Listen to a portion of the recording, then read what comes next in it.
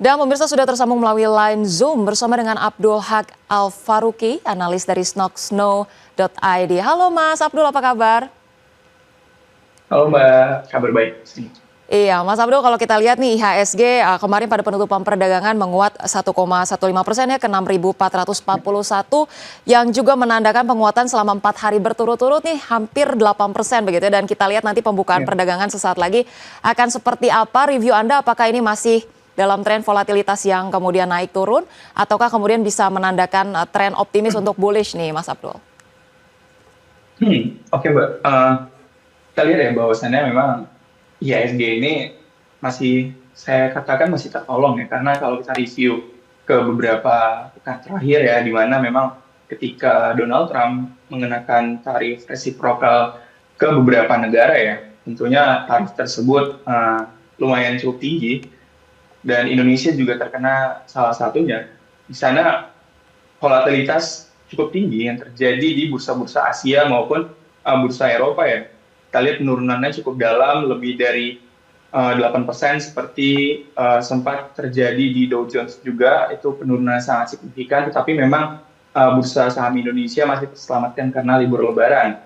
Dan akhirnya mengalami trading halt ketika pembukaan pasca libur Lebaran di 8 April 2025. Tapi kita lihat lagi, ketika pembukaan market Indonesia, di situ sudah mulai timbul beberapa kebijakan baru lagi dari Donald Trump yang mengindikasikan adanya penundaan nih terkait dengan kebijakan tarif yang akan dikenakan oleh Donald Trump kepada negara-negara eksportir nih ke Amerika Serikat. Nah, penundaan tersebut terjadi 90 hari ke depan ya sejak ditetapkan kebijakan penundaan tersebut, sehingga memang ketika penundaan ini terjadi di tanggal, kalau tidak salah, di tanggal 10 April, penundaan ini membangkitkan gairah lagi pasar saham di Indonesia. Hal ini tercermin dari rebound dari IHSG sebesar kurang lebih 7,9%, sempat naik lebih dari 8%, tetapi closing kemarin itu di 7,9% penguatannya. Sehingga memang penundaan tarif ini menjadi sentimen utama mengapa IHSG mengalami kenaikan yang sangat signifikan dalam 4 hari terakhir.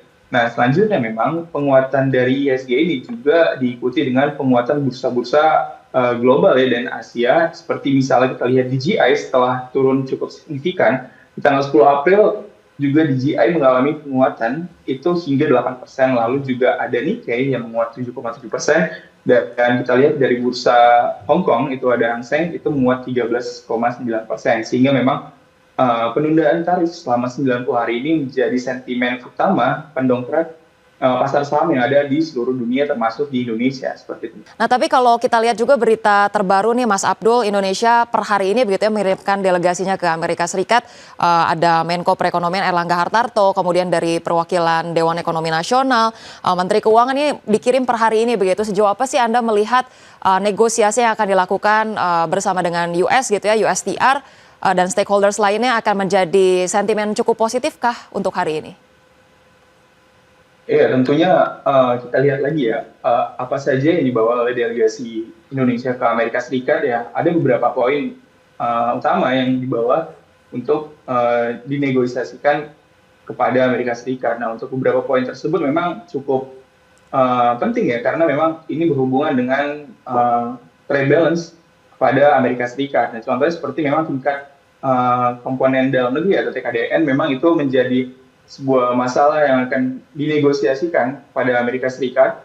Selanjutnya memang ada penawaran pada Amerika Serikat dari Indonesia terkait dengan relaksasi pajak ya, seperti pengurangan PPN ataupun PPh ya terhadap produk-produk dari Amerika Serikat, dan juga nanti ada pemotongan bea masuk dari Amerika Serikat. Nah, selanjutnya juga ada penawaran investasi nih dari Indonesia kepada Amerika Serikat. Yang kita ketahui bahwasannya Indonesia merupakan negara yang kaya akan sumber daya alamnya, dan juga memang sektor migas di Indonesia itu cukup lebih maju nih dibandingkan Amerika Serikat, khususnya di nikel, sehingga memang nanti akan ada investasi dari sektor migas yang akan ditawarkan oleh Indonesia, serta juga dari tim IT ya, ke sektor IT akan juga diinvestasikan ke Amerika Serikat. Itu juga salah satu penawarannya, serta memang ada tambahan RI menambah impor dari Amerika Serikat. Ini juga penawaran yang mungkin akan memicu yang mana memicu negosiasi ini akan lebih calm gitu. Sehingga memang nanti hasilnya juga akan diharapkan sesuai rencana, sehingga kebijakan resiprosalnya itu akan kemungkinan diturunkan walaupun memang tidak mungkin 0% ya, dari 32% seperti itu. Baik, kita lihat ini IHSG mengalami penguatan tipis gitu ya di pembukaan perdagangan dan ada sejumlah saham-saham yang menguat, ada Fore, Antam, AADI, TPIA, Bumi, kemudian losersnya di INTP, Laba, INPC, Pegas, dan juga Mesin begitu ya. Tapi kami tanyakan lebih lanjut tadi Mas terkait dengan bagaimana proyeksi Anda terkait dengan level support dan juga resistance di IHSG terdekat, Mas. Oke, untuk IHSG sendiri ya di sini kemungkinan cenderung IHSG mengalami koreksi terlebih dahulu. Memang koreksinya masih cukup terbatas ya, di luar memang kebijakan dari Amerika Serikat yang kemungkinan nanti di luar ekspektasi ya, seperti itu ya. Untuk support terdekat IHSG itu kemungkinan saya melihat ada support dari dynamic MA20, di situ bisa menjadi support dynamic di 6.356, dan juga untuk resistennya itu di kisaran level 6.554 hingga 6.606. Itu bisa menjadi resisten yang perlu dicermati oleh investor. Baik, resistance di 6.554 sampai 6.606 gitu ya Mas ya. Kalau kita lihat di perdagangan kemarin memang sudah banyak sekali diwarnai dengan sentimen dividen dan juga buyback gitu ya. Tapi kemudian sudah mulai berlalu gitu ya sentimen dari dividen, tapi mungkin buyback sendiri masih ada, AADI ini masih akan buyback 4 triliun rupiah. Anda melihat seperti apa nih reviewnya?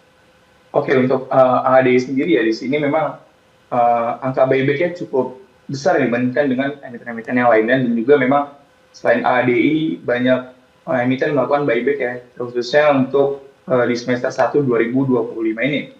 Nah, kalau kita lihat aksi buyback ini kemungkinan akan mendongkrak kenaikan harga dari AADI, yang mana kita lihat bahwasanya AADI sejak dari peak levelnya itu sudah turun kemungkinan lebih dari 50%, sehingga memang di sana ada potensi AADI untuk bisa kembali lagi ke peak levelnya, tapi memang dalam jangka waktu panjang seiring dengan aksi buyback yang dilakukan oleh emiten ya. Tentunya aksi buyback ini bertujuan untuk meningkatkan harga saham dan juga meningkatkan kepercayaan dari investor terhadap emiten ADI, yang mana memang ketika spin off dengan Adaro, di sini ADI menjadi primadona karena memang harapan dari investor adalah tingginya yield dari dividen yang akan dibagikan oleh ADI, walaupun memang tahun 2024 tahun buku 2024 itu sudah dibagikan di tahun 2025, dan memang kita lihat lagi di tahun 2026 apakah dibagikan dari laba tahun 2025. Jika nanti dibagikan, kemungkinan memang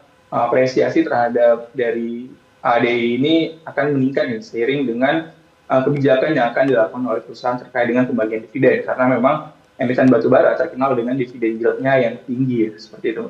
Baik, berarti saat-saat ini menjadi saat yang tepat untuk kemudian entry atau bagaimana nih Mas Abdul? Oke, saya bisa bilang untuk AD sendiri di harga range 5.000 hingga level 7.000 itu bisa menjadi area range buy yang cukup konservatif untuk para investor, karena kita lihat bahwasannya memang aset dari AD ini setara dengan ITMG ataupun WTR, sehingga memang jika dibandingkan dengan harga saat ini memang masih terlampau jauh nih spread dari ITMG, WTR, dan ADI, sehingga masih ada ruang yang sangat signifikan kenaikannya bagi ADI, tapi dalam jangka waktu panjang ya untuk ADI sendiri, seperti itu. Baik, masuk di range 5.000 sampai 7.000 ini udah jadi rekomendasi ya.